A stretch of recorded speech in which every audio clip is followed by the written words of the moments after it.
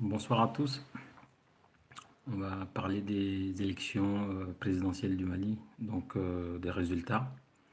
Et le deuxième tour a eu lieu ce dimanche 12 août et on n'a pas encore les résultats. Et beaucoup de choses se sont passées entre-temps. Aujourd'hui, il y a un risque qui plane sur le Mali, c'est le risque d'avoir deux présidents proclamés. Et avant d'en arriver là, on va faire un petit tour vers le processus qui nous a conduit dans cette espèce de cul-de-sac. Et on sait que quand le premier tour a eu lieu, le président Ibrahim Boubacar Keïta s'est félicité d'avoir organisé les élections les plus transparentes et les plus crédibles en Afrique. Il a fait de même pour le second tour. Et une élection, c'est comme un match de foot. L'équipe qu'on supporte, si elle gagne, le match s'est très bien passé. Que les joueurs aient joué bien ou pas bien, on va dire que le match s'est très bien passé pour l'équipe qui gagne. C'est pareil avec des élections, surtout celles estampillées présidentielles.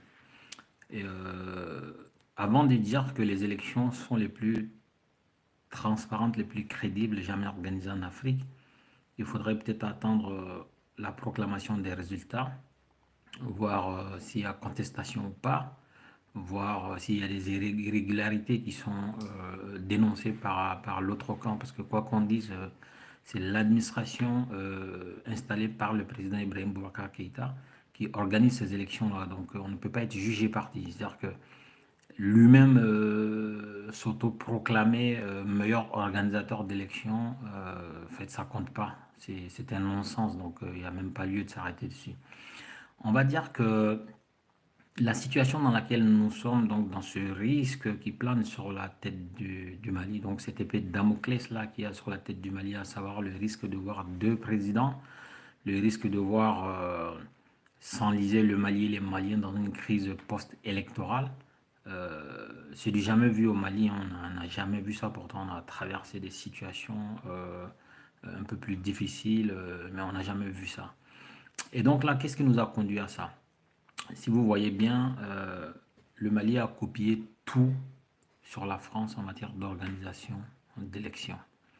Que ce soit les cartes d'électeurs, le fichier NINA qui permet de faire les cartes. Toutes ces données-là sont fabriquées en tout cas avec de la matière grise française. Et des observateurs sont venus de France et d'ailleurs dans le monde, il y a la francophonie, il y a d'autres observateurs, il y a l'Union africaine, etc. Mais ce que le Mali a oublié de copier sur la France, c'est la proclamation des résultats le jour du vote à 20 heures. Et on ne peut pas dire qu'on n'a pas les moyens, parce que d'ailleurs ces élections, je ne sais pas combien ça a coûté, mais organiser des élections crédibles dans un pays n'a pas de prix. Quel que soit le prix, il faut les mettre. Et donc, qu'est-ce qui s'est passé? Excusez, hein, je crois qu'il y a mon fils qui est allé aux toilettes qui a tiré la chasse d'eau. Ils ne veulent pas dormir, c'est l'été. Enfin, bref, je m'en excuse. Donc, comment le Mali a fait pour copier certaines choses sur le mode électoral français et oublier de copier le fait de proclamer les résultats le même jour, à 20 heures. Comme ça, il n'y a pas de quiproquo. Parce que les logiciels qui permettent de comptabiliser les voix, ça n'a pas été fabriqué par Koulouba. Et le comptage des voix, c'est pas, on ne va pas mettre 10 ans à compter les voix. Donc on peut se poser la question, qu'est-ce qu'on fait avec le résultat des urnes, sachant que l'administration malienne est en position de tous les résultats de tous les bureaux de vote du monde entier le jour du vote. Il y a des représentants de l'État quelque partout. Comment ça se fait qu'il n'y a pas un canal de transmission fiable entre tous ces administrateurs et l'administration centrale pour pouvoir proclamer le même jour les résultats provisoires, même si c'est partiel? Ça permet aux gens de se situer, ça met un frein aux spéculations, ça met un frein à toutes les tentatives de tripatouillage. Mais non, on met une semaine, même au-delà, avant de proclamer les résultats. Et c'est ce processus très très lent, ce processus un peu masochiste qui nous entraîne vers tous ces problèmes-là de crise post-électorale. La crise post-électorale, c'est quelque chose que les Maliens ne connaissent pas. Jusque-là, il n'y a jamais eu de contestation réelle des résultats d'élection. En fait, on s'en est toujours bien sorti. Mais là, par médias interposés, on a appris que le candidat Soumaïla Cissé rejetait déjà les résultats des élections avant même la proclamation. Et si on a bien remarqué, depuis dimanche, les militants et le QG du candidat Soumaïla Cissé ont fêté la victoire du candidat.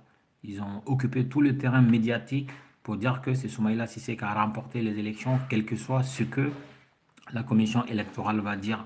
Et quand on regarde la masse de gens qui est dehors, quand on regarde le nombre de personnes qui sont mobilisées devant la résidence du président, enfin du candidat Soumaïla Cissé, et quand on voit leur détermination, euh, et quand on voit aussi hein, le fait que le candidat Soumaïla Cissé, qui est à 5 ans en arrière, n'a pas tergiversé, est parti le soir même féliciter le gagnant qui n'est autre que le président Ibrahim Boubacar Keïta.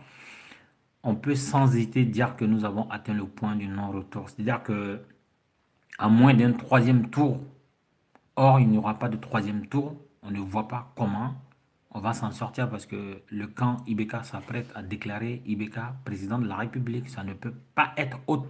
Quand on voit tout ce qui a été mis en place, quand on voit tous ces gens-là avec à leur tête Soumaïla Boubèye Maïga, Bokari Tereta, tout l'état-major du RPM, on ne les voit pas dire autre chose avec la commission électorale, euh, avec le ministre de la Sécurité intérieure, tous ces gens qui roulent pour le camp présidentiel. On ne voit pas comment on pourrait concilier ces deux camps-là, le camp Soumaïla et le camp Ibeka, par la proclamation des résultats. C'est-à-dire que la proclamation des résultats, euh, c'est quelque chose d'attendu et en même temps qui n'est pas attendu parce que Soumaïla Cissé a déjà son résultat et Ibrahim Boubacar a déjà son résultat.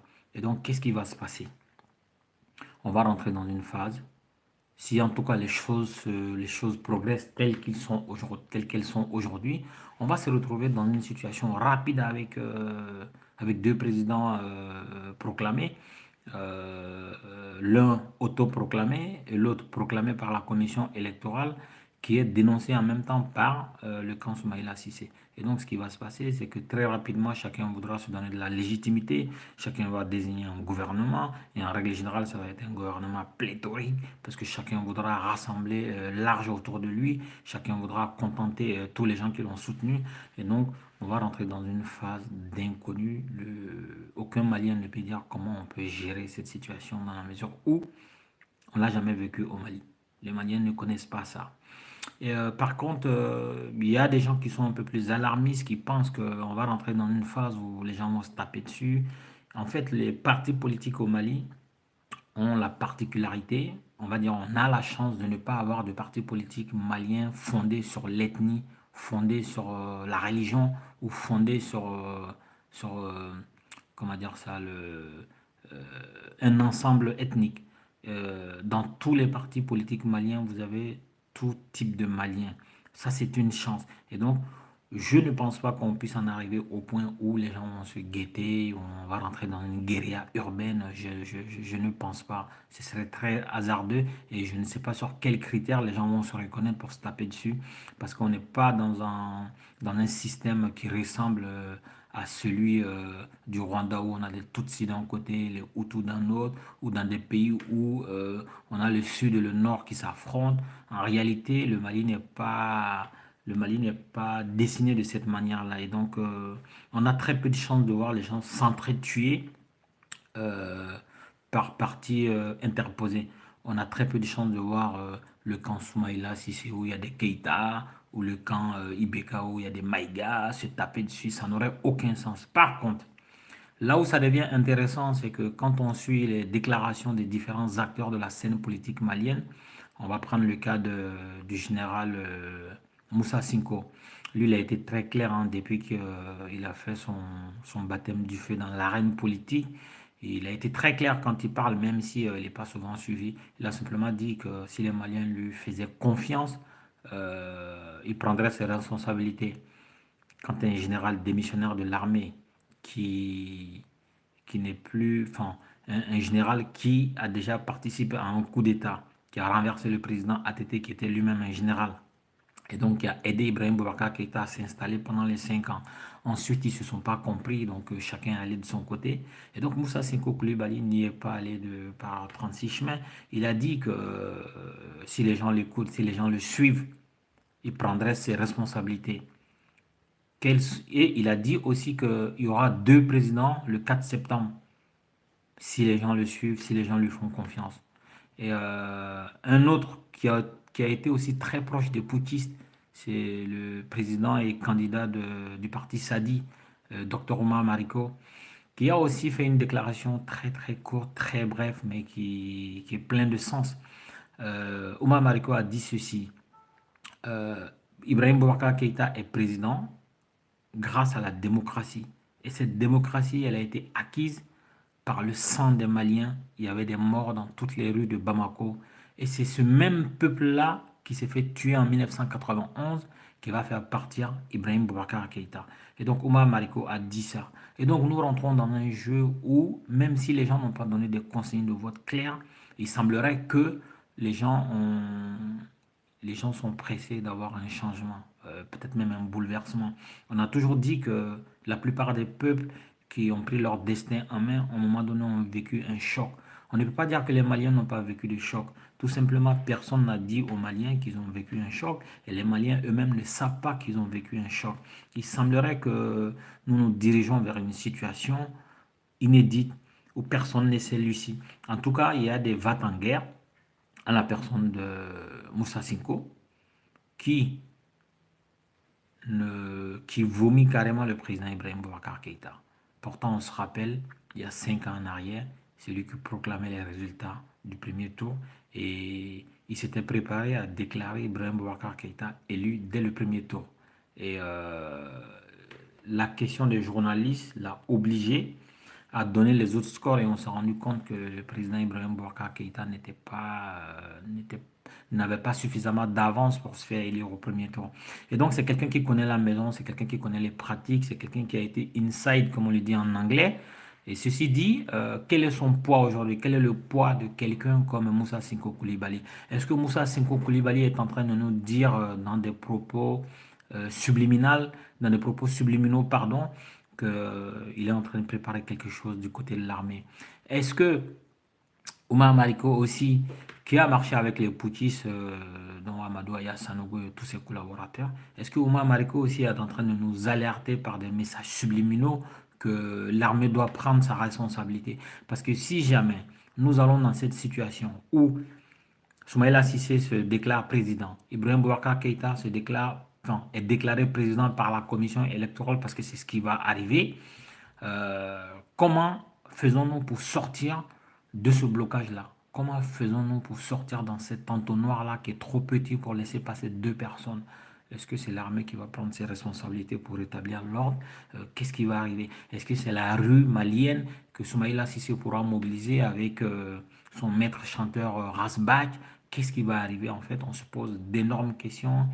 On n'a pas les réponses. Bien malin sera celui qui pourra trouver les réponses à toutes ces questions. Mais en tout cas, le Mali est en train de s'enliser dans une crise post-électorale. Tous les signaux sont rouges. Selon nos informations, le président Ibrahim Boubacar Keïta a déserté sa résidence privée de Sébenikro. C'est là où il résidait, c'est là où il habitait. Selon nos informations, le président Ibrahim Boubacar Keïta n'habite plus là-bas. Il habite à Koulouba, qui est plus sécurisé, qui est plus bunkérisé, si on ose dire. D'ailleurs, au mois d'avril 2018, j'ai coécrit un article avec Toto Diarra justement sur cette question-là parce que nous voyons venir ce qui est en train d'arriver aujourd'hui là. On avait écrit un article qui est toujours disponible sur le site RP Media. Si vous avez la possibilité d'aller le lire. Euh, il était question justement de ce blocage-là et de la similitude de la question malienne avec la question ivoirienne parce que si vous regardez, il y a des différences, il y a des choses qui ne sont pas pareilles, mais quand vous regardez, l'armée française est présente au Mali, elle était présente en Côte d'Ivoire au moment de la crise post-électorale qui qui a conduit à l'arrestation de Laurent Gbagbo et à son transfèrement vers le tribunal pénal international. D'ailleurs, le Mali est de- signataire des textes qui régit la Cour pénale internationale. Et donc, n'y voyez pas un signe, hein, c'était juste un petit rappel de l'histoire. Et, euh, et donc, la Côte d'Ivoire était divisée en deux, c'est le cas du Mali. Il y a une grande partie du pays où il n'y a pas eu d'élection. Il y a une grande partie du pays où le drapeau malien ne flotte pas. C'était exactement le cas à l'époque avec la Côte d'Ivoire où il y avait un cordon qui passait à Bouaké, qui divisait le pays en deux, de nord en ouest et de nord au sud.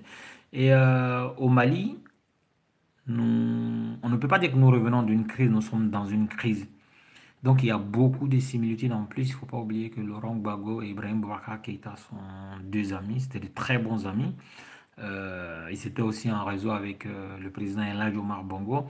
D'ailleurs, quand vous regardez le CV d'Ibrahim Boubacar Keïta, des fois il est noté qu'il a été ambassadeur. En réalité, quand Alpha Omar Konaré a donné sa lettre de créance à Ibrahim Boubacar Keïta pour la présenter au président Félix Houphouët-Boigny, avant d'aller présenter sa lettre, et Ibrahim Boubacar Keïta est allé faire le tour des maquis d'Abidjan avec Laurent Gbagbo. Et donc les services de renseignement ivoiriens ont fait remonter l'information au président Houphouët-Boigny. Tout le monde sait que Laurent Gbagbo était l'opposant farouche au président. Et donc un ambassadeur que le Mali envoie en Côte d'Ivoire et qui est ami avec cet opposant, Houphouët-Boigny a simplement refusé de signer la lettre qui ferait du Ibrahim Boubacar Keïta, ambassadeur extraordinaire et plénipotentiaire du Mali en Côte d'Ivoire. Et donc, il n'a jamais été ambassadeur.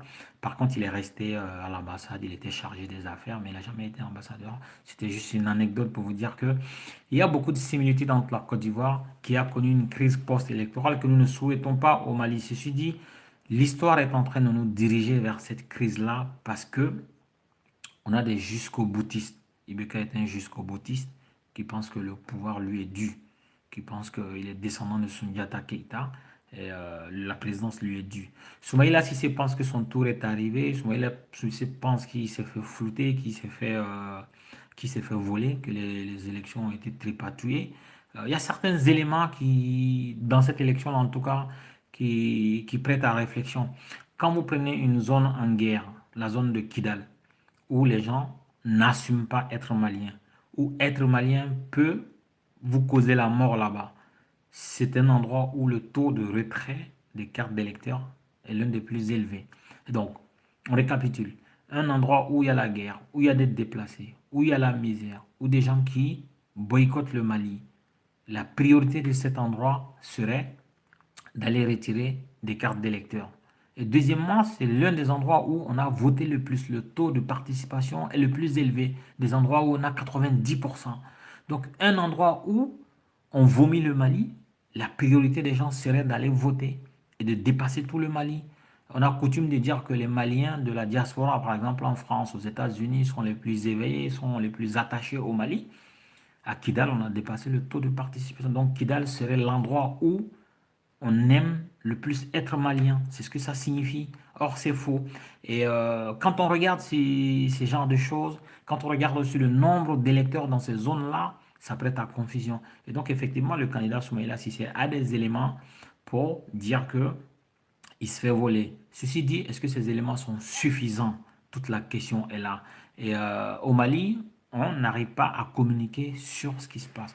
Même les choses les plus importantes sont laissées au hasard. C'est le hasard qui décide au Mali. Or, le hasard ne fait jamais bien les choses, en tout cas pas tout le temps. Et donc, il y a beaucoup d'éléments qui portent à croire que on n'a pas pris le taureau par les cornes au Mali, que on s'attend à des jours où les choses ne sont pas très jolies, parce que certaines personnes n'ont pas pris leurs responsabilités. Quand vous voyez tout ce processus électoral, ça a été un peu tiré par les cheveux. Il y a eu un débat, un tollé autour du fichier électoral. Il y a eu un débat, un tollé autour des achats de conscience, autour des représentants des partis politiques. Et d'ailleurs, plus de la moitié des candidats trouvent que ces élections-là ont été trépatouillées. Et donc la crise qui peut en être n'est qu'un corollaire de ce qui a été fait. La crise qui peut en être n'est que la résultante des différentes étapes de ce processus électoral-là. Le Mali n'a pas bien préparé, le Mali n'a pas sérieusement préparé ces élections et ça pose un problème. En tant que Malien, on est obligé de prier pour que les choses se passent bien, mais ceux qui ont la clé de la vie des Maliens ne se comportent pas bien.